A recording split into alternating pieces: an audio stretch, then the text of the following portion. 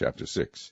On that night could not the king sleep, and he commanded to bring the book of records of the Chronicles, and they were read before the king.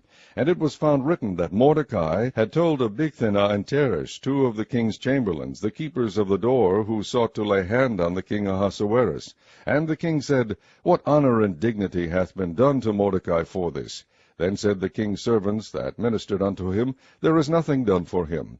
And the king said, Who is in the court? Now Haman was come into the outward court of the king's house to speak unto the king to hang Mordecai on the gallows that he had prepared for him. And the king's servant said unto him, Behold, Haman standeth in the court. And the king said, Let him come in. So Haman came in, and the king said unto him, What shall be done unto the man whom the king delighteth to honor? Now Haman thought in his heart, To whom would the king delight to do honor more than to myself?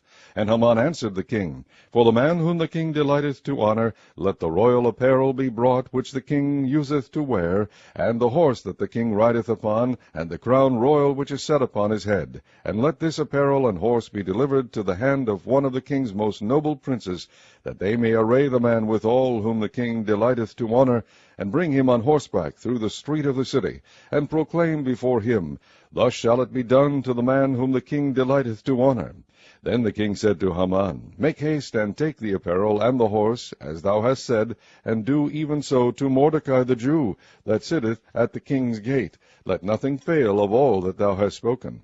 Then took Haman the apparel and the horse, and arrayed Mordecai, and brought him on horseback through the street of the city, and proclaimed before him, Thus shall it be done unto the man whom the king delighteth to honor. And Mordecai came again to the king's gate, but Haman hasted to his house mourning, and having his head covered. And Haman told Zeresh his wife and all his friends everything that had befallen him.